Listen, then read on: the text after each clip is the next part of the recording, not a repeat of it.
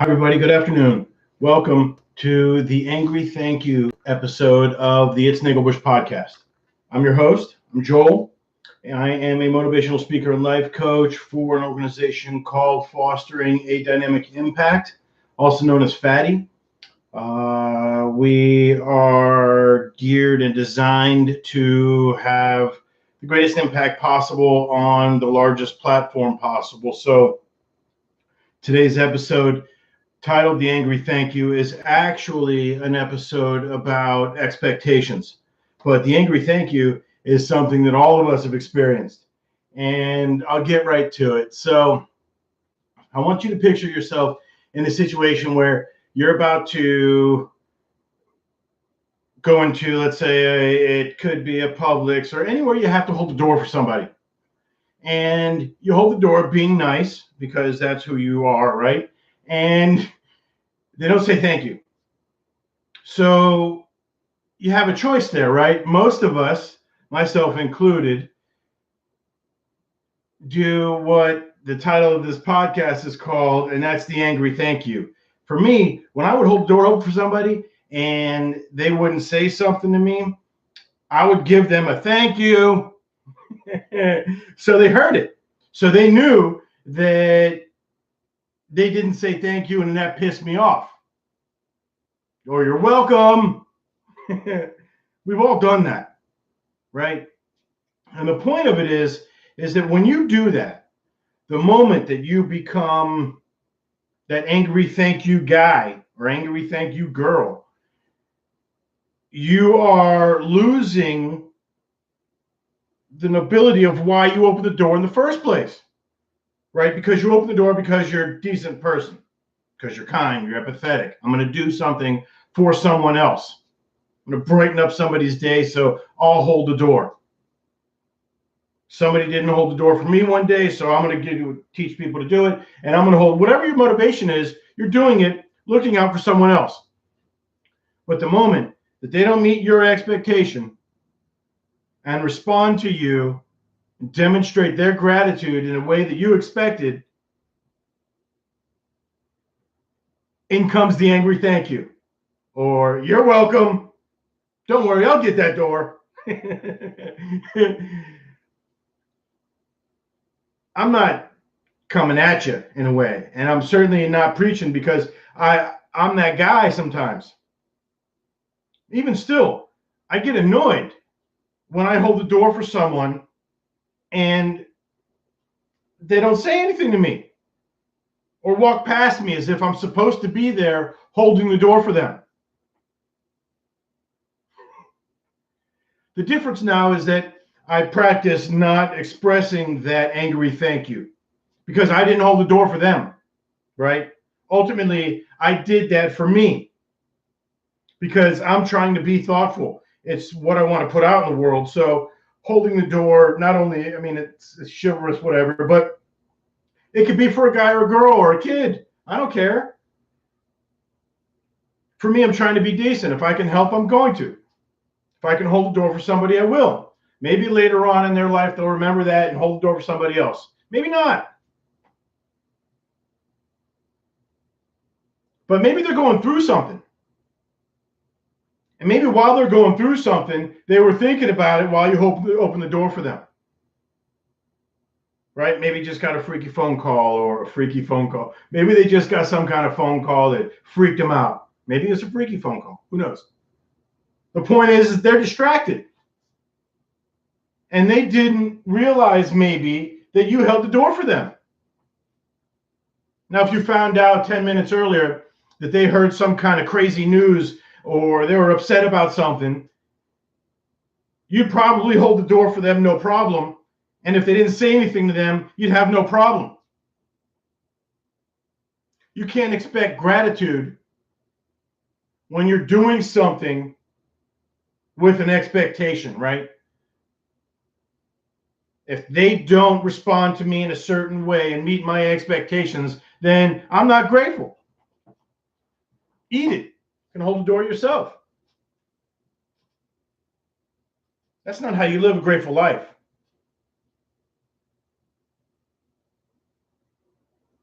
You want to be helpful? you do things for people who can't say thank you.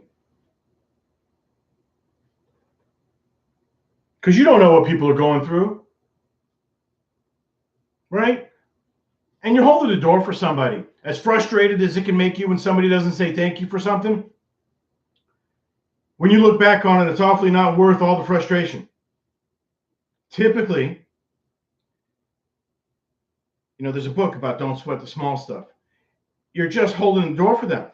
But it's highly frustrating because these are your expectations. And your expectations are, they're highly influential on your day-to-day decision-making process. So if there's a crack in any part of that, things can get a little shifty for you. I'm not dismissing that you expect someone to say thank you. You can expect a level of decency out of people. I'm just saying that you might want to be careful because your expectation could cloud the idea that they might be going through some shit. And if they were going through some shit, you probably would hold the door for them all day long, wherever they went, without one word of gratitude from them. I know it's not easy to walk through life and just look at everybody like they're going through some shit. And I know that a lot of people are just ignorant. I live in South Florida. People down here aren't accustomed to gratitude. They're not accustomed to saying thank you. Here you go. I'll get that. So imagine me frustrated in the angry thank you world. I'm pissed off almost every day because you can't be around me without trying to. I don't care who you are. If there's something I can do to help you, I'm going to do it. And for a long time, I lived like that, and also in a world of expectations where, hey, I'm going to help you. You don't say thank you. Suck it. And because I was pissed off about them not saying thank you the way I thought they should say thank you, I lose the good feelings that are associated with doing good things for people. And if you're not going to do things that make you feel better, then what's the point? And if you can ruin the good things you're doing by having an unrealistic expectation about someone else's behavior, then you can start to manage a lot of the happiness in your life, all the little spots of resentment that come up. Maybe you don't scream angry thank you at somebody. Maybe you're not such a dick like I was. Thank you. Maybe that's in your head. But it's a feeling, and it's resentment. And when that feeling starts to flow through you, it impacts all of the decision-making that happens in your life. All the little micro choices of where you're going to go, what you're going to do, who you're going to see, what you're going to talk about. It might not ruin your day, but it influences it. But think about all the times that you want to do something nice for somebody, you don't do it because you think they're not grateful.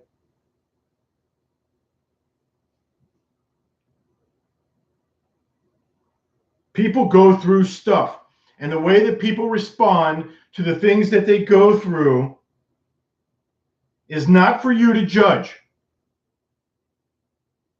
Everybody's going through something. The level of it isn't for you to judge. So if you're angry because someone didn't express gratitude properly, then you need to look at your own source of anger. I'm going to give you a story. This is a Stephen Covey story. For those of you who aren't familiar with his books, you should Google him. This story is in one of them. I have a couple of them for you today. And this is about you just never know what people are going through. Here we go. Picture Friday afternoon, New York City subway. Busy, packed, chaotic, muggy, summertime, nasty, aggressive atmosphere. New Yorkers doing their thing. And what appears to be a single dad gets on the train with 5 kids. And his 5 kids are running around this train like maniacs. Kicking, punching, pushing, just acting a fool. Like they got no one watching them. Well, for those of you who've never been to New York or don't know any New Yorkers, they can be pretty forward. So it doesn't take long for one of the New Yorkers to say something to the dad who's just sitting on the bench while his kids are running around like Day-Day's babies. And Not saying nothing. So somebody walks over to dad who's got his head in his hands and say, hey, aren't you going to do something about these kids? They just knocked my purse out of my hand. Can't you see him kicking and scratching? And guy looks up.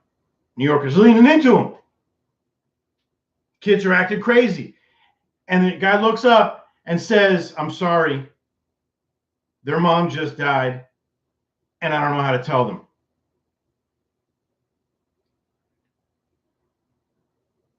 For a minute, all of us can be that New Yorker wanting to say something to the dad about watching his damn kids.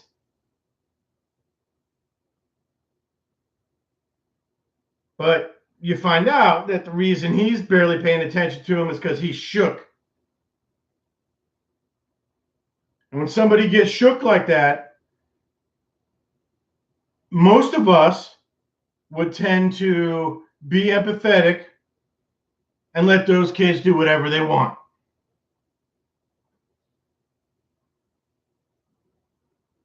It's about opening the door. Or not. If you're not opening the door for people, if you're not doing things to be nice to people because it makes you feel good, because it's altruistic, then why do it? If you're continuing to do things that aggravate you, you should schedule yourself for one of my life coaching sessions. That was an unintentional plug. And figuring out why you have the expectation of somebody needs to say thank you to me when I hold the door is really where the focus of this podcast should be for you. You're trying to attract good things into your life. You can't have yourself frustrated because of other people's actions. This isn't just at the door, right? You live in South Florida. I know you experience this on the road. Put your blinker on and somebody speeds up to cut you off. You turn your blinker on to be nice, let people know, hey, I'm coming over. And it's frustrating. Listen, I get frustrated with that every day. But it doesn't mean that I'm not going to turn my blinker on anymore, or that I'm not going to let anybody else over. And I'm certainly not going to let somebody that I don't know, who doesn't understand or can't at that moment realize their capacity to be grateful and say thank you for me opening the door for them, ruin my day. I'm not empowering people like that. I'm holding the door for you because it's the nice thing to do. I'm letting you in my lane because it's the nice thing to do. And I'm trying to live my life where I'm not a dick. That typically doesn't get you the good things you want. You want to attract good things. You want good people around you. You want good vibes and good energy. You want to meet the goals and expectations of your religion, of your faith. Well, you're going to have to do unto others. And that starts with being decent, not being mad at them for not saying thank you.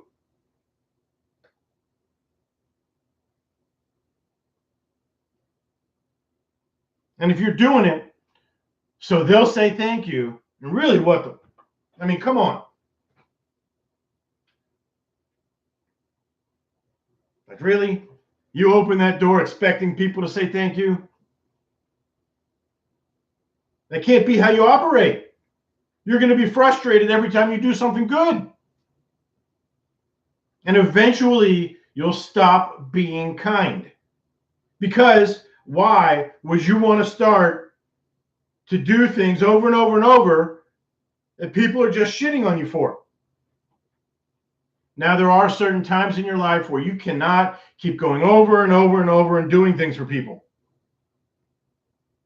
This is where having a clear expectation of what you're doing influences your behavior.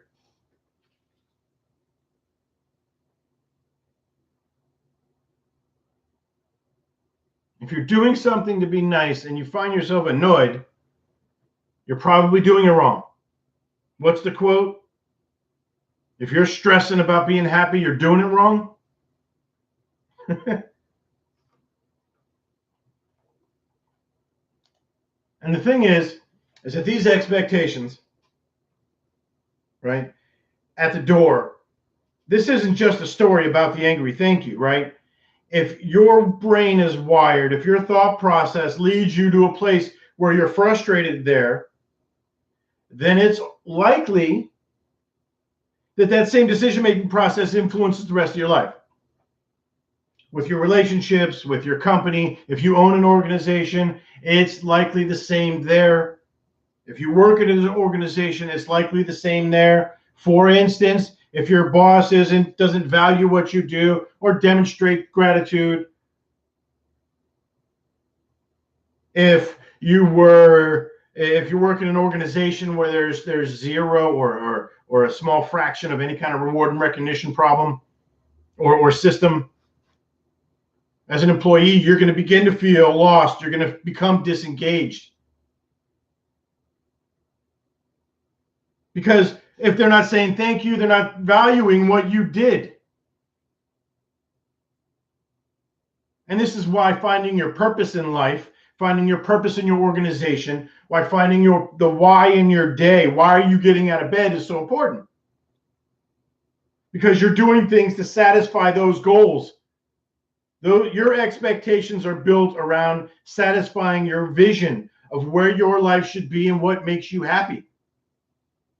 And holding the door for people is part of that. Being decent for people is part of that. Their reaction is not. Your boss's reaction of value for you is not your problem. If your company has a strong purpose, you are driven towards that purpose, then that's where you get your expectations met. Your goals, your tasks, your needs.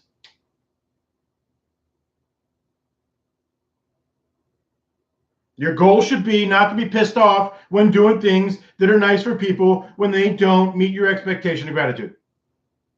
It's pretty simple. And if your priority is clarified, that when you get frustrated because somebody was a jerk and didn't at least hold the door back or hold the door for you, right? Because I'll get that angry thank you on somebody without me having to open the door. Like the dude that holds the door open just enough for him to walk through, saw me trying to come in, but let it close so close behind him. It's like what I do when I'm trying to mess with my boys. We're playing jokes with my son and wife. I want to be in his ear. Thank you. It doesn't matter.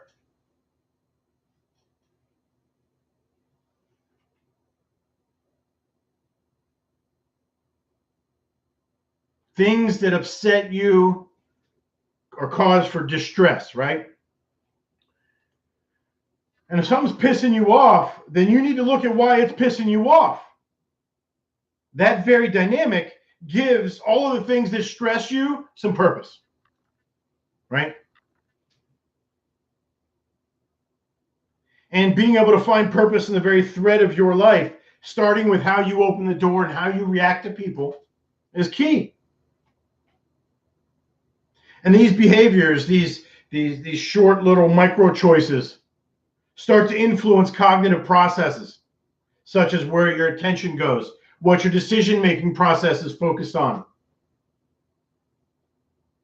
And most importantly, it helps configure your mental rules, right, that help determine your response to events.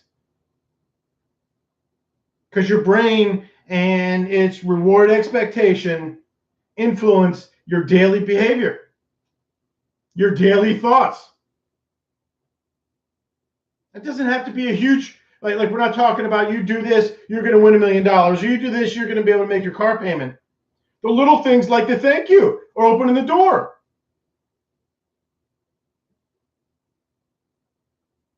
Some rewards are predictable, some rewards are subliminal. The opposite side of that are addictions, gambling, drugs, because subconsciously your brain is looking for something. People with addictions have a wired brain that's different than other people. It focuses on that.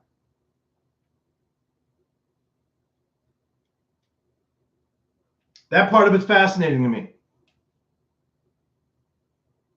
Because subconsciously we do things to expect this subliminal reward, and it influences the way we do things without us knowing it. Give you another story. Another Stephen Covey story, right? Because I want to go back and forth from expectations and goals, the angry thank you, and how your brain's wired to respond to things. And all of these, this is one dynamic, right? This is one part of how we perceive the world. So imagine being at Publix. Right here. You're at Publix, and picture this guy. 4 people in front of him in the line that has, you're only allowed 10 items or so. And there is an old lady that just went through the line, and she's got like 13 different items, and she's slow. Now, this guy that just showed up in the island's got 2 things, and he's that dude who thinks he should let her know that she's only got her 10 items. So he's huffing and puffing. And she's bringing things out of her cart one at a time. And he's already counted it over and over and over again in his head, right? And he's cooking. And he's back, yeah. She's going and going and going. Finally gets all her food on the counter. It's being bagged. She looks at the total, reaches in her purse, grabs her checkbook, pulls out the checkbook. At this point, this guy in the line is ready to blow a gasket. He's so pissed. She pulls out the checkbook and she's writing, and he's talking to somebody else in line about how she could have at least filled it out. He's being an asshole. And he feels justified because she is in the wrong lane. Whatever. Taking forever. She finally gets through and moves on. The next lady has 3 or 4 items, goes through the register. The next lady comes up who's in front of the guy who's steaming mad now. And the cashier answers her phone. And what she says is, "Oh, hi. Hi, honey. It's good to hear your voice. I miss you. I love you. I can't wait to see you later. I hope you're having a good day." And this guy is literally ready to jump over the counter and strangle this lady. She said, "I love you. I can't wait to see you when I get home." Hangs up the phone, puts it in her pocket. Of course, now they're almost face to face. It's time for his transaction, and he's got something to say to her. And he starts in on her about how, there's people that are in a rush. That's why this line's formed. You took that lady, and she took forever. She had more than she was supposed to, and you're really slow, and just rooting this lady. And then you answer the phone, and you should do that at work. And she looks up at him and says, "Sir, I'm sorry, but that was my grandfather, and he has Alzheimer's disease, and he recognizes me today."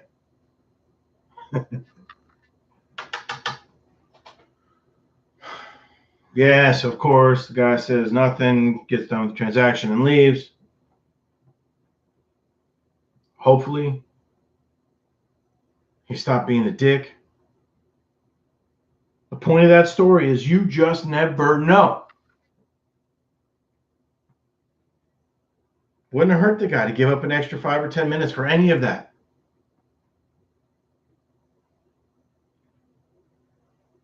Is it a big deal to not be so pissed off that somebody says thank you? Or not? Or the way they say it? Or whether they hold the door or let you in a lane? We can move this on to your relationships. You don't feel like what you deserve, what you're giving back is not appreciated. That angry thank you perspective influences everything that happens inside of your relationships. With your friends, with your girlfriends, husbands, wives, whatever you got. If you feel like you're not getting back what you give in, you're going to start to resent it. And it starts with being grateful for shit.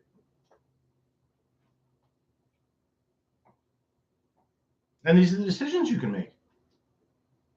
And they influence the micro side of your life at first, and then they start to influence the macro side, the bigger decisions.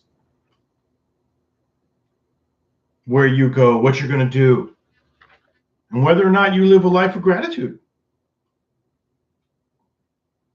And ultimately, that's the goal, right? And because if you can live a life of gratitude, you're going to end up with a life with increased rewards.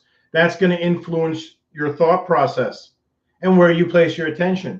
That's going to increase the quality of your life. And that's the goal. And you can do it when you're opening doors. You can do it at your job. You can do it in how you communicate with people. I used to get frustrated when I say hello to someone and they didn't say hello back. I know some of you have experienced that. You're saying hello because you're nice. They don't say it back and you say something rude, you're the same. It's not a complicated dynamic.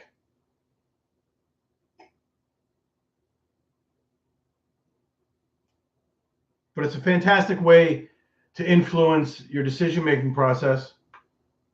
And it's a tremendous way to establish a growth mindset on how huge your gratitude umbrella can be.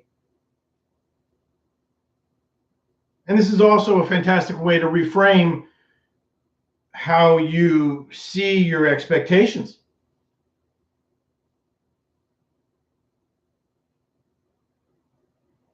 Thank you for taking the time to listen to the podcast.